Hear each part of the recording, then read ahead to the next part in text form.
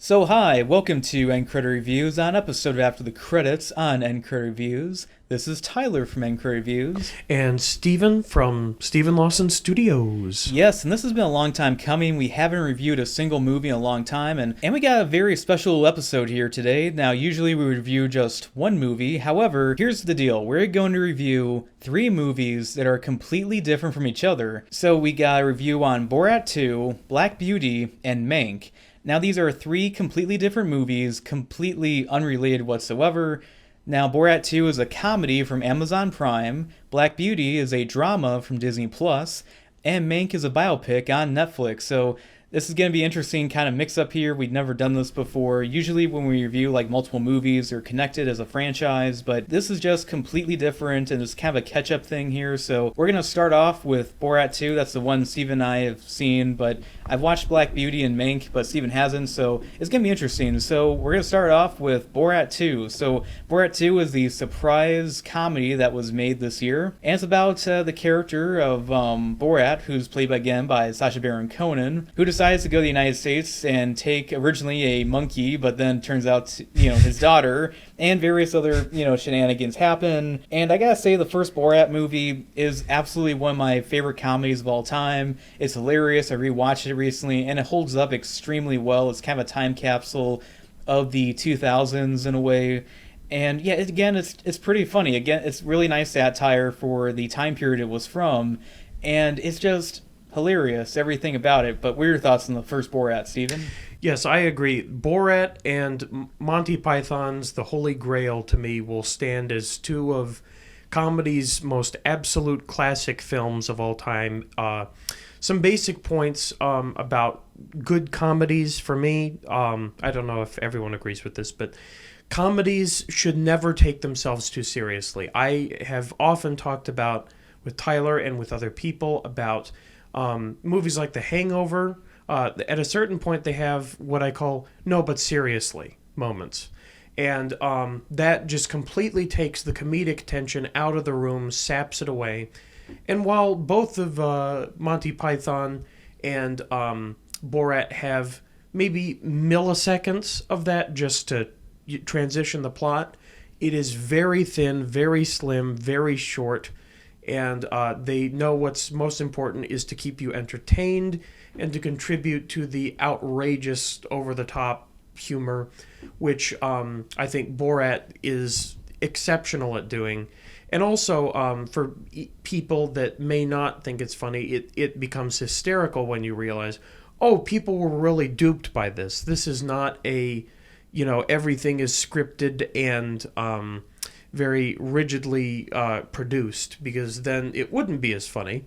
But Borat succeeds for how ballsy Sacha Baron Cohen is at getting himself into these basically practical jokes of the gods on famous people in our society and around the world. And Borat stands as probably my favorite comedy of all time. Yeah, I think for me it would have to be this or possibly Airplane. It's definitely True. up there with me. And yeah, just looking back at Borat and various other movies around that time, there was a kind of, people were saying that the 2000s were kind of a golden age of comedy movies at some point, but now you rarely see comedies anymore. And I think that's been said by various people why that's the case. And I think the guy who directed Joker, Todd Phillips, I think that's his name, he directed the Hangover movies. And the reason why he stopped making comedy movies is that you can't really make a good comedy anymore because there's so many people on social media that are going to at you if you make a joke. And then right after that interview, it proved his point by a bunch of people on Twitter pretty much, ranting at him for saying that. And even Mel Brooks, who's made a lot of comedy classics, including one of my favorites, History of the World Part 1, said that comedy is dead, at least, good comedy. No, I would agree to a certain extent with that. I also feel that, if anything, comedies are incredibly cheap to make typically. I mean, probably the exception would be something that features a very some very prestigious actors or actresses, but it's clear that there is a quote-unquote hate mob that is their job 24/7 is basically to smear and shit on things until they tank or conform to a politically correct agenda. And even where that isn't the case, I think that is part of it. But the other part is comedies are cheap to make, so why not just make it a stand-up special? Why not make it some cheap podunk thing that you can throw on a streaming service and all of 14 people will watch? I think realistically that's kind of it.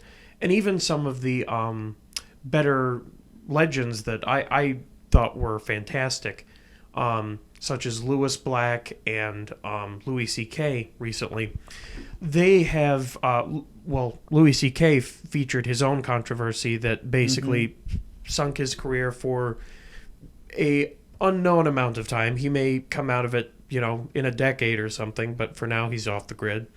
And Lewis Black is just getting up there in age, so he doesn't, he can only do so much anymore. Yeah, I mean, I was also wanted to bring up the fact that in relation to that, I remember watching a documentary about the Monster Squad called Wolfman's Got Nards. It was a pretty interesting and well-made documentary about the fandom of Monster Squad explaining it, but then they cut to a professor over in California who actually screens a movie in a film class, but then he was asking his students, like, if we remade Monster Squad, what would we change? And he kind of said, like, some of the offensive words or, body shaming or, thinking virgin is, inherently a good thing and other stuff like that.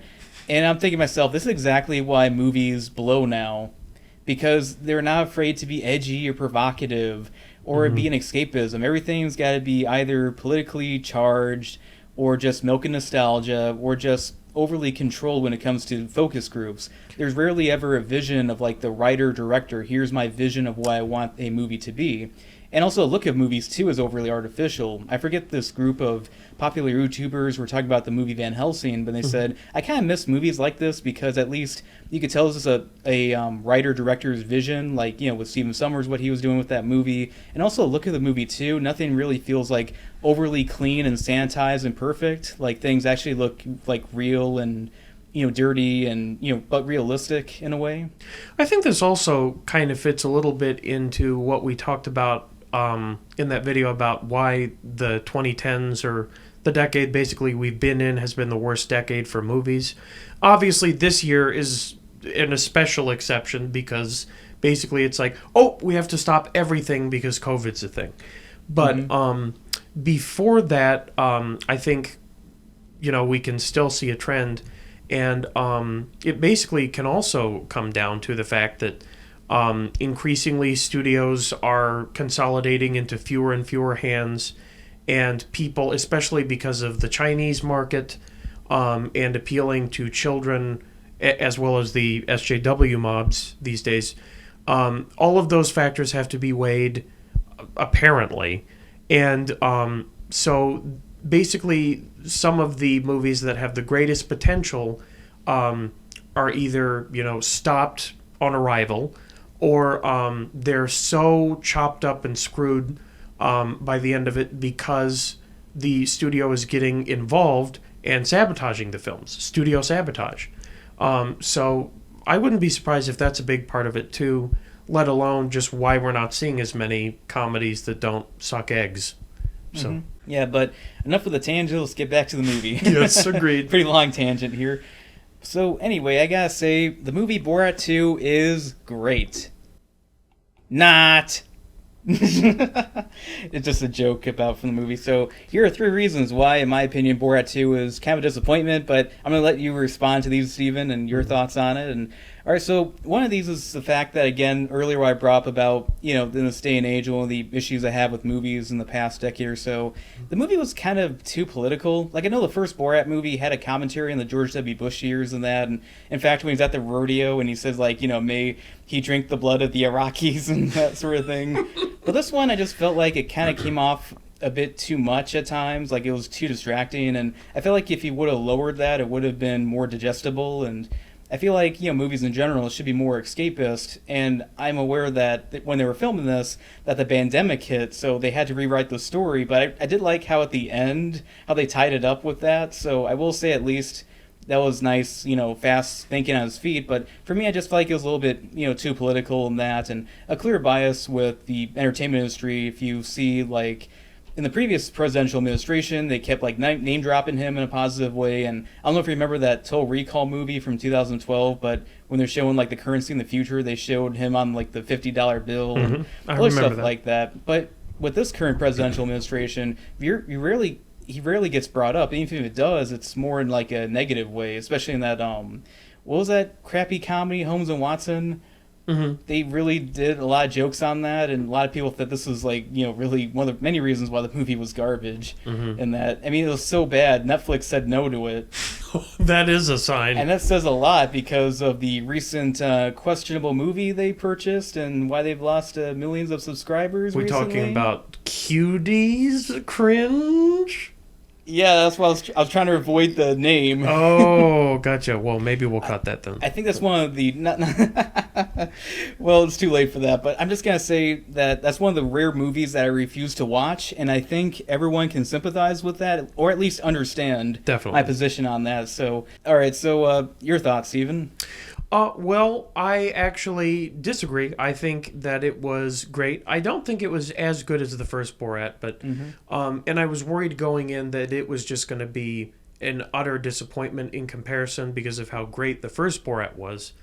And to me, while it definitely was a step down, I'm glad it was only like a half step or a step down because, which largely I think can be contributed to the fact that Amazon Prime was behind it, so they're probably like, this is your budget, no more.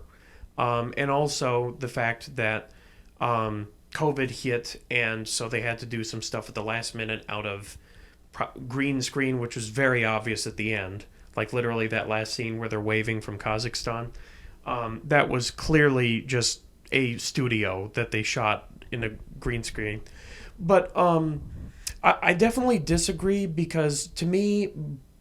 the first Borat was very political, as was this one. I do agree that the very end of this one, where they put vote, like at the very end, that was incredibly dumb and probably should have just been left out because everything else, I think, while maybe a little heavy-handed, it was not out of character, and the whole theme of this was supposed to be Borat understanding that females are a person. So it was kind of like empowering women in this context of this ridiculous world and kind of criticizing the right. So that was done in the first one as well, but this one was probably a bit more heavy-handed, and I would definitely agree that I don't think he would claim to be centrist by any means, but I think that it was relatively positive despite my expectations, and it kept the outrageousness turned to basically the max. The only thing that could have been any more outrageous is if they let the scene with Rudy Giuliani go on, because I learned after the fact of that scene that he basically, Sacha Baron Cohen, burst into the room because he didn't want things to escalate any further because he thought he could be sued and by Amazon on top of that, and there's no wiggling your way out of that.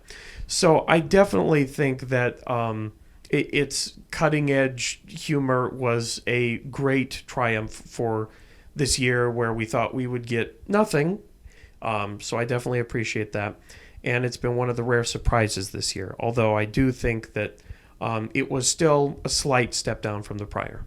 I may get that. There are moments in this movie that I laughed pretty hard at, especially when they were showing his sons, and one of them looks like the Wolfman with the hairy face and that. But this one was obviously more biased in that. Like the first one, I rewatched it recently, and he made fun of both sides, which I liked. And I feel like in the second one, this new one is clearly a bit more biased, I'd noticed, at least in, from what I saw in that sort of deal. That's what, I was taking issue with.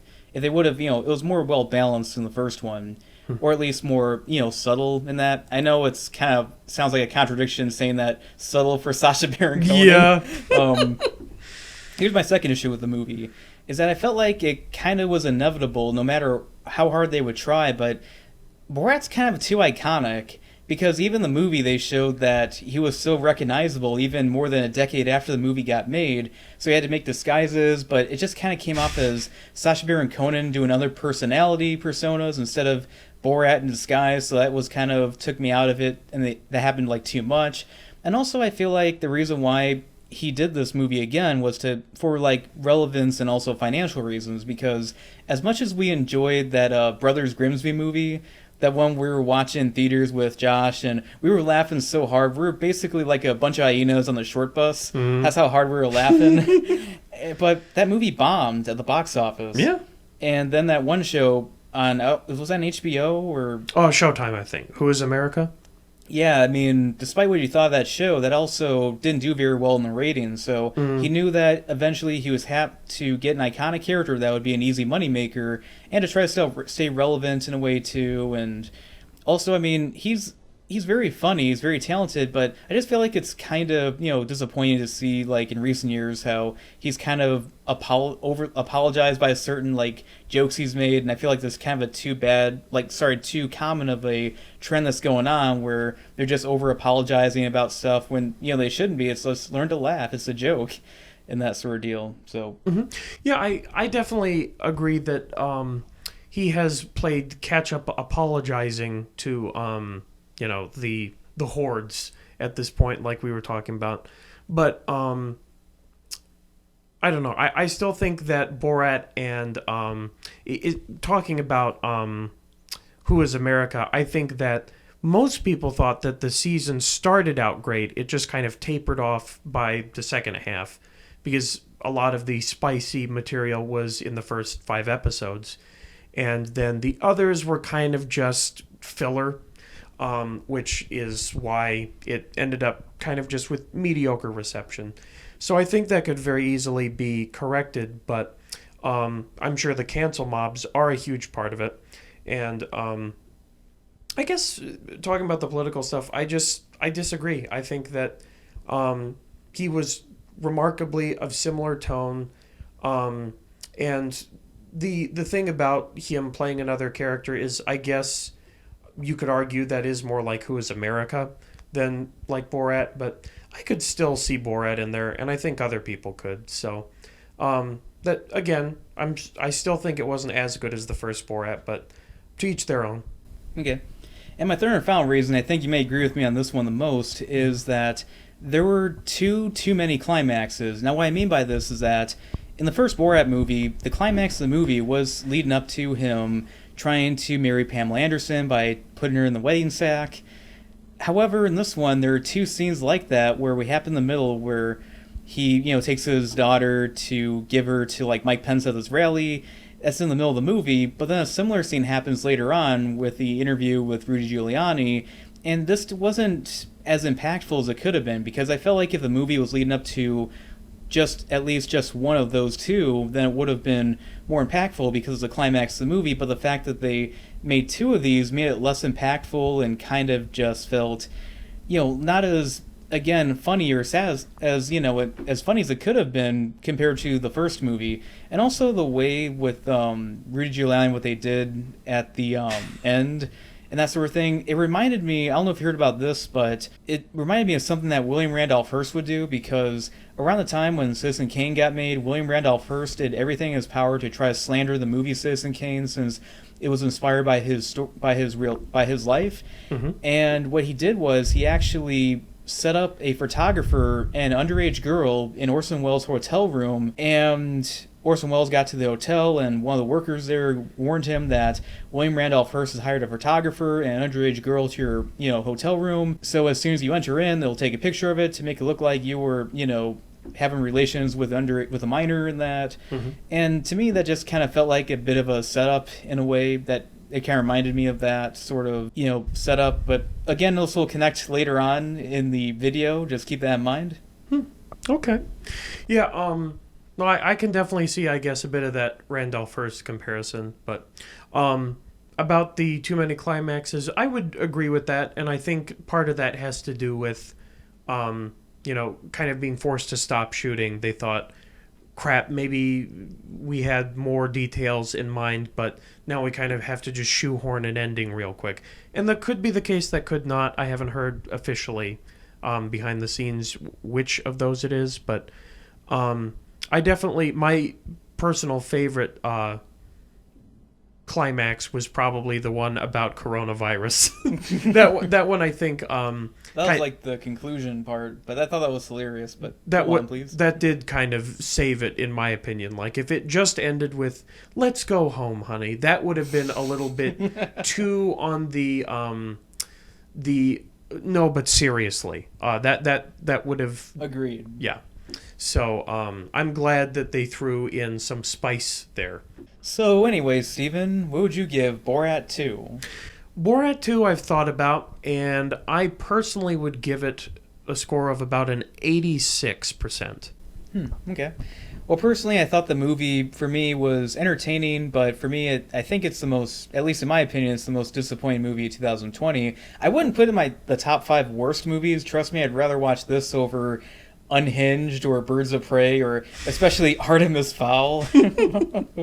Oh boy. Mm-hmm. But again, there are some moments in here that are pretty funny. I just feel like the political stuff was just too heavy-handed, which happens with this time period we're living in right now. But also the fact that, again, it was inevitable that the character is just too iconic that it's pretty much next to impossible to come close to the first movie. And again, there's just they have these two big events that happen in the movie that feel like the climax of the movie, but they kind of split them into two different ones where it feels less impactful and a little bit anticlimactic. So as for Borat 2, I would give the movie about 2 stars out of 4.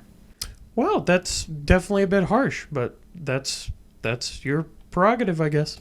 I know, again, it's not bad. It's just disappointing. I expected more, honestly, from that. But anyway, so now we're moving on to Black Beauty. So Black Beauty is based off the book of the same name, and I actually watched the 1990s version for the first time, and it was actually a pretty good movie. And it was kind of a commentary about how horses were either mistreated from the past in a way. And it's a good thing that we have, other means of transportation besides horses, so it's better for them now. But the character was voiced by Alan Cumming, who you probably best remembered as playing Nightcrawler in X2.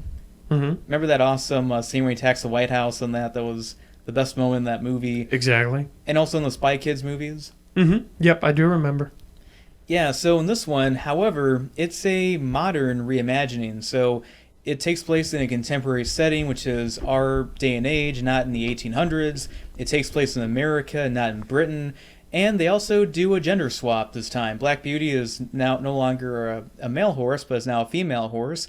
And the main human character, named Joe Green, is now Joe Green, J-O, and is now a girl. And what I like about, at least when it came to the marketing of this movie, they didn't make a big deal that there was a gender swap. I guess it learned from the mistakes of like Terminator Dark Fate and Ghostbusters, where they made a big deal about it, and they basically shamed people like, oh, if you don't support this movie, you just don't like women. Mm. But I'm just, maybe because, too, it was a much smaller movie, they didn't bother in trying to do that. But I'm happy it took the high road, at least, by deciding just to do it and being like, not that they, doing it, but just the fact that, we're just not going to make a big deal about it. We're just going to make it happen. But your thoughts on that part? Yeah, honestly, obviously, I haven't seen the new Black Beauty. I think I have seen the old one, and I know roughly what you're talking about. And agree, exactly. I did not see a whole lot of marketing for this film, because I think Disney was probably like, oh, we own this whole thing, so we might as well just shove it on there. That was a clip from their president, Mickey Mouse. Mm-hmm. But yeah, basically, I don't have a whole lot to contribute here, but from what I saw, it looked fine. Definitely appealing to the kind of reversal gender swap demographic, I guess politically correct demographic in that regard, by empowering. But yeah, that's about all I have to say. Actually, Steven, this was not meant to be a Disney movie. It was a different third-party company that made this movie, and Disney actually bought this movie and then made a Disney Plus movie so it could become another movie that they could have on their streaming service. Okay, I didn't realize that, but yeah. Do you think that affected the quality of it very much? It's hard to say. I mean, maybe there are times I was just waiting if there was actually some swear words, maybe that to ADR out because Disney. I think there was one swear word towards the end of one of the bad guys says something or whatever. But in this version, we got Kate Winslet voices the title character of the movie, and I gotta say, Steven, she's in one of your movies that you have very strong feelings on, known as Titanic. Yeah, you could say I have strong feelings towards it. Yeah. Yeah, but you and I would agree on this one, Steven, that if anyone should have voiced a horse in this movie, it should have been Sarah Jessica Parker. Agreed! I mean, we need to be realistic. If they're appealing to the representational demographic, why not have a horse actually play the voice, you know? Well, not just a horse, just show up in like motion capture and that. True, yeah. Like Andy Serkis as Gollum in the Lord of the Rings movies. True, absolutely. Even better. Yeah. Well, she's not the only beauty in the movie. She is joined by Mackenzie Foy as Joe Green in that. And yeah, I remember when I showed a photo of what she looked like now growing up in that. I'm just going to play the soundbite right now. She did, though. Wow, yes. And you still stand by that, Steven? Why, yes, I do stand by. Yes, stand by me. Very close. Yep. And how about that meme that I showed you earlier with the Drake meme where it shows him rejecting her from the last Twilight movie, riding Jacob the wolf, and then later she's like, riding the horse and all grown up and, beautiful and that. And same purpose memeified. Yes, I agree. I agree with the statement. Yeah, and she's pretty good in this movie. I mean, there are times where, maybe there could have been some better takes here and there, but her acting's pretty good. And I don't know if you remember that scene from Interstellar she was in when she was, saying goodbye to her father when he had to go on, the space trip, and that, basically saying like a final goodbye, it could be. And it was a pretty emotional moment, and a lot of people, even back then, were praising her acting for that scene. For, a child actor at the time, she did a great job emotionally with that scene with a, really good actor like Matthew McConaughey.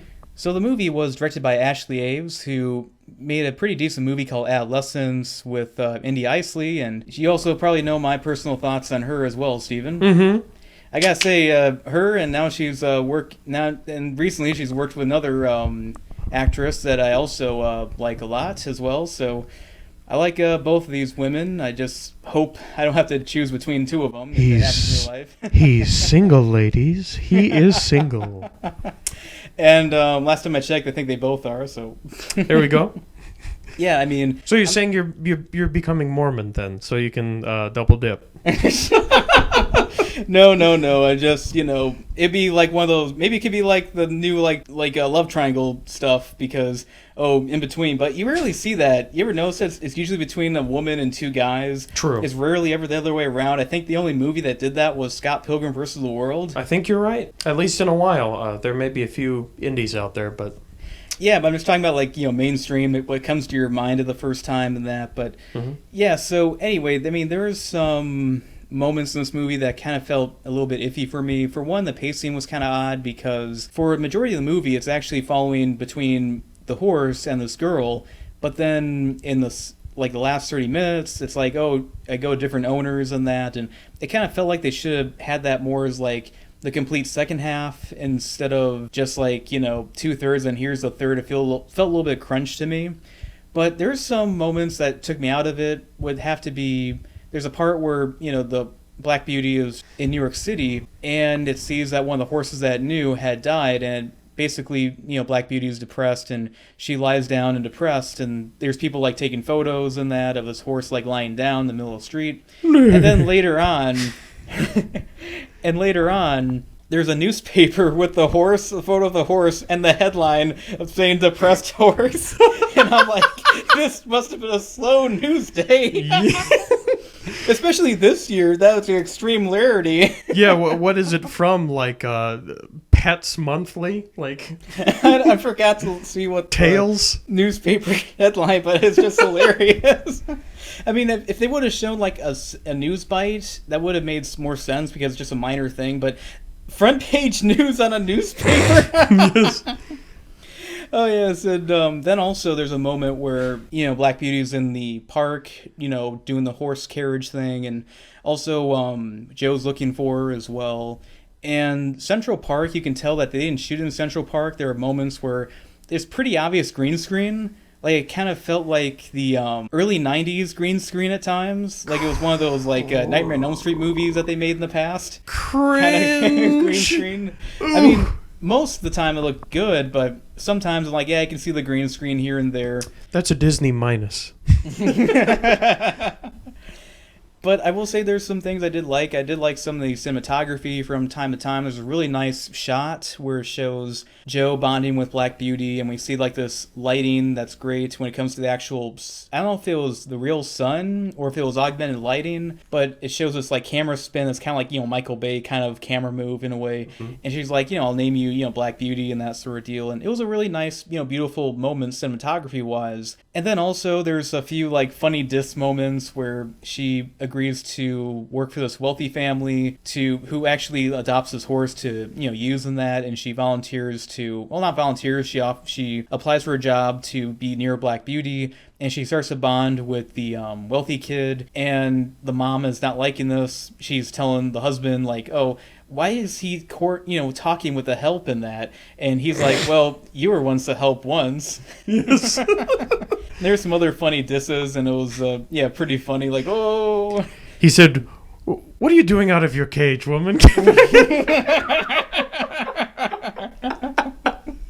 Oh no. Oh man. A different time. Yeah, I gotta say, if you want to see a movie that's extraordinarily excellent with a bunch of black horses riding and it's very exciting, watch the movie Van Helsing, at least the carriage chase sequence with the Transylvanian horses. That's been on a lot lately on the Encore channel, I believe, at least by the time we're recording this, and very excellent movie, by the way. I highly recommend it. But it's a good one. Yes, I digress. So anyway, I thought Black Beauty was a fairly decent movie. It's compared to the previous Disney movie that Mackenzie Foy was in, it's definitely an improvement compared to the hot mess of a movie known as Nutcracker in the Four Realms. I want to hear what you want to say. No. I just I have a friend that went to the premiere of that, and really, yes, she worked for Warner Brothers for a while, and I think actually helped serve coffee to the people writing Justice League. Kind of cool. Really fun. But she tried to spin that as positive, and she's a very positive person, but I could tell from her reaction from it, it was a movie. So, wait, you're talking about the Nutcracker. Oh, I thought you were talking about like the Joss Whedon Justice League. Oh, yeah. Because you mentioned Justice League, and then that's what I thought you were talking about. Yeah, that's a movie. Right. No. She was talking about the Nutcracker film that came out recently, and she went to the debut for that in a flashy dress and all that, and was like, it was fine. So that means not good, very bad for you. Yeah. Did she name the cast members? She didn't tell me that specifically. I would assume so, though. Okay, maybe could you ask her for me then? Yeah, for sure. Okay. I mean, from what I've heard, it was one of those movies where there were reshoots done by a different director, and that's why there were two different directors credited for the movie. So I'm just kind of interested to see what the original director's cut of that movie was. Yeah, we might be able to have her on sometime. Oh, cool. I definitely would like to have her on this thing. Mm-hmm. And that, I'm talking about my review channel, by the way. Yeah. If she hears some of the other comments, she may be like, keep her in the dark. That's right. That's for that. But anyway, I gotta say, Mackenzie Foy, I think she has a very promising future ahead. She definitely has the acting talent as well as the looks to match. And I also felt like the movie was fairly decent. I mean, it's a fine movie for families to watch. It's not like a great movie. I recommend the 1990s version a lot more. Part of that is because it's paced better, and also because of the fact that it's more accurate to the book. At least that's what I'd imagine it'd be, because it's at least in the time period when the book was written. So as for Black Beauty, I would give it about 2.5 stars out of 4. So finally, we get to Mank. So Mank is a biopic movie that is about the life of Herman Mankiewicz, who is best known as being a co-writer on The Wizard of Oz and the main writer on Citizen Kane. So these are some of the greatest movies of all time, at least of the golden age of Hollywood. And what's special about this movie is that it's directed by David Fincher. Now, this is the first movie he's directed in a long time. I think the last since Gone Girl from like 2014. And what's also interesting about this movie, too, is that it was written by his late father, and the script was written back in the early 2000s, I believed, and it was shelved for a while, and he decided to finally make this movie happen. And from what I've heard on IMDb, at least from what I've read, his father actually wrote a script for The Aviator, but eventually that was rejected for another script for The Aviator that was written by John Logan, I think his name is. He also wrote Rango and created the show Penny Dreadful.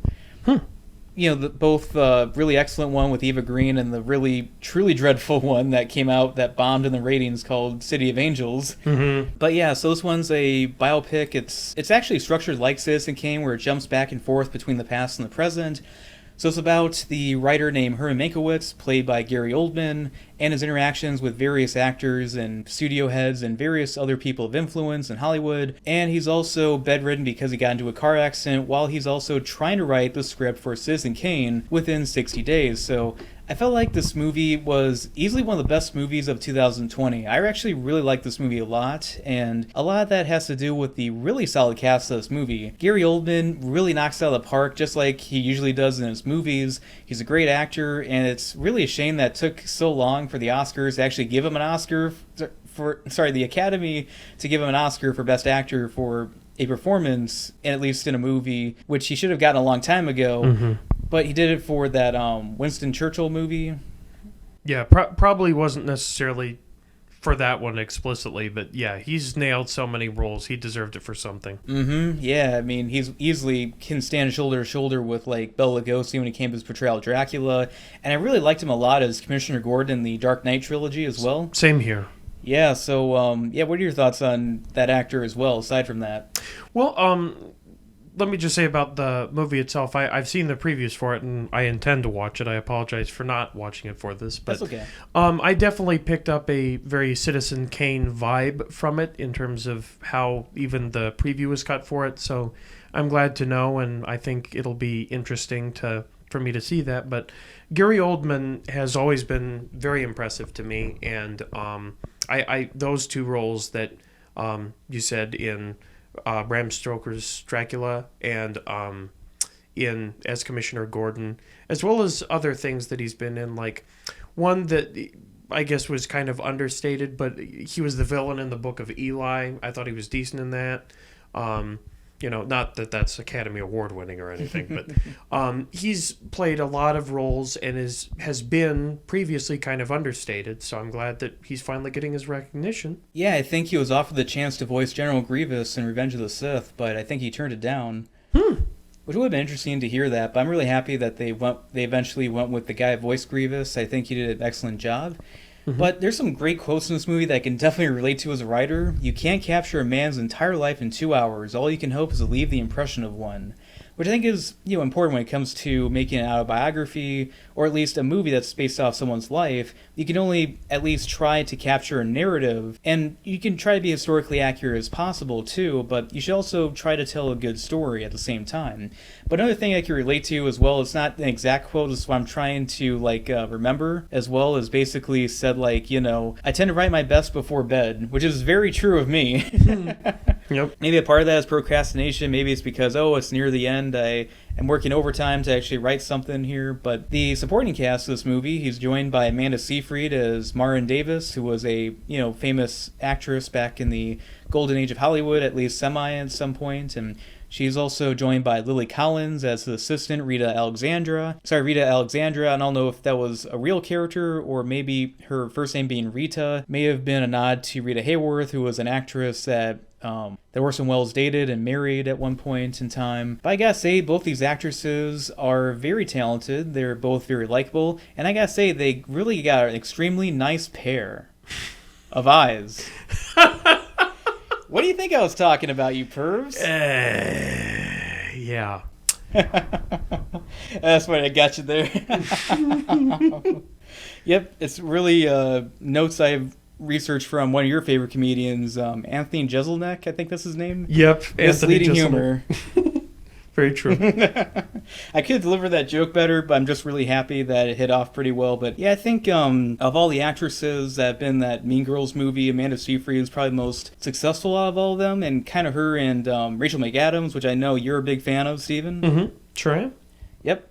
And I mean, Lindsay Lohan just, of course, just drank her career away, but True. Doesn't she have AIDS or something now too? I don't know. I think I heard that. That alleged in the game parody. I don't want this to be flagged. To quote Van Helsing, some things are better left forgotten. True, like her. Or Son of Mask. Yeah, also, yes, very true. Yep, or The Mummy, Tomb of the Dragon Emperor. We're just filling the bag up, folks. Yeah, Absolutely. I think we kind of rode the joke into the ground, but harder than her career, but trying to save it. Yep. But I gotta say another cast member in this movie that I think is a really excellent actor is that of Charles Dance as William Randolph Hearst, who was actually the partner of Davis, who was kind of his longtime girlfriend. And kind of, basically the sugar daddy character in his life. And William Randolph Hearst was this really big, I've already mentioned before earlier when we talked about Borat 2, he was this newspaper tycoonist who controlled a lot of the media and information. And I mean, he's a character people should look more into. And he was the real life character that inspired the character of William Foster Kane in Citizen Kane. And he's played by Charles Dance in this movie. He's a really excellent actor. And I never realized how tall he was until he was standing next to Gary Oldman. He was just towering over him. And he's been in some pretty underrated movies such as Dracula Untold and Godzilla King of the Monsters. But what are your thoughts on that, Steven? He is he's very talented. That's about all I can contribute to it, but I've been impressed with what I've seen of him. Yeah, but what else do you think about, bringing up some of the movies that he's been in? Like Dracula Untold, Godzilla King of the Monsters. Oh, gotcha. Yeah. Those are definitely, I think, a bit understated. I think Tyler and I have talked about these before, but I guess the Monsterverse and the Dark Universe kind of have gotten the short end of the stick with Marvel, of course. But it's, I think that, especially with Godzilla King of the Monsters, that is being fought back against. It's, we're kind of pushing the tide back, even though in the United States there may only be a certain niche. Around the world, the box office results show that it did succeed very well, despite Western audiences maybe thinking the giant lizard again. But I think that it shows that there is room to reinvent, to grow the characters in these universes, and getting big names, good names alongside these new visions for these ideas is a great way to draw attention to them. Speaking of which, when it comes to using the media in that, we have Louis B. Mayer, who's played by Arliss Howard, I think that's how you pronounce his name, who of course was one of the big names at MGM, who was, of course, good buddies with William Randolph Hearst, helped a certain election. I forget exactly if it was for the mayor or governor of California around that time. And they were basically using footage and interviewing people who they're going to vote for, and they manipulated the footage to make it look like the majority of people are just for this candidate. And it showed that even back then, that how Hollywood and the entertainment industry was really, manipulating the news and the media, which of course is more obvious nowadays that we're very aware of, but shows like even back then they were doing the same exact thing. But anyway, I will say the visual style of this movie, I really like this one a lot. I like how it's really dedicated to it because it's not just shot in black and white, but it also has that, mono sound that sounds very old, and that very, not really unique in sound, but very old fashioned and very, again, mono sound. If you hear like an old movie or at least a parody of something like that, that's what it sounds like. And also there's a lot of cross dissolve phase and fades to black. And even the opening credits has this like title scroll when it comes to it. And also the cinematography is very much like old movies, which I'm really happy that David Fincher is a very talented director, by the way. He directed movies like Fight Club and The Social Network and Seven and so many other good movies too. So I'm really happy by the fact that he at least try to get this movie to look visually interesting as much as possible. And I'm surprised they didn't go as far by trying to shoot in like a 4:3 box format. But anyways, so I also love the references too to this movie. I also, I will say that they did name drop Lon Chaney Sr. a few times. They wrote a few movies for Lon Chaney Sr. back in the day. But then there's this one part where it's like it gets really historically inaccurate, and it's not just because of the fact I'm a huge Universal monster fan, but it's just a quick internet search shows how historically inaccurate this is. So when I was working at Paramount Pictures, they're saying, oh, Universal's making these monster movies, we should get into that. They mentioned like Frankenstein and the Wolfman. And what doesn't make any sense about this is that this is in 1930 when this scene takes place. The Wolfman shouldn't exist for another 11 years, and Frankenstein didn't even go into production until 1931. Yeah, I guess they just vaguely thought, this rough time period of 20 to 25 years, whatever, shoot the shit. I mean, if they would have said, like, Dracula, that would have made sense because that was the same year that Dracula was in production. And for a while, Universal was trying to get the film rights to it, and Lon Chaney Sr. was attached at one point before he tragically died of throat cancer around that time. But anyway, I gotta say, Mank is a movie that I highly recommend. It's a really good movie. I mean, it kind of does run into some rough patches here and there towards the second half, and when it comes to pacing. But yeah, it's a very good movie, well made. I really like this one a good amount, and it's easily one of the best movies of the year, probably the second best movie compared to The Invisible Man. I think that's the best movie of the year so far. So as for Mank, I would give it about 3 stars out of 4. So anyway, this is Tyler from Mank Crit Reviews. And Steven from Steven Lawson Studios. Yes, and we hope you enjoyed this episode of After the Credits on Anchor Reviews, and we hope to make a lot more in the future. Please like and subscribe. Very nice. My really bad on the spot horse impersonation.